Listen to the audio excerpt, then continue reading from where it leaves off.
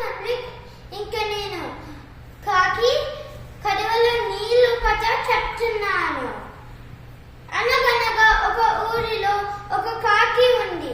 ఆ కాకి చాలా దాహం వేసింది.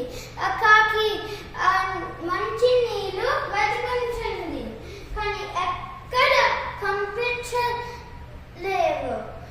ఆ కాకి ఇంకా ఎగురుతూ మంచి నీళ్లు వెతుకుంటుంది. అప్పుడు ఒక కడవ కనిపించింది.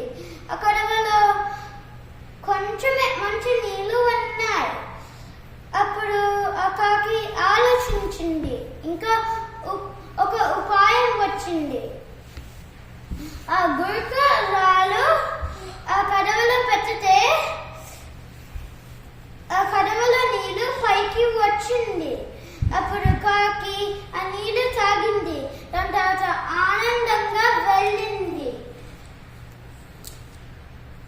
కథలో నీతి: ఉపాయంతో ఆలోచించి అనుకున్న పనిని సాధించవచ్చు.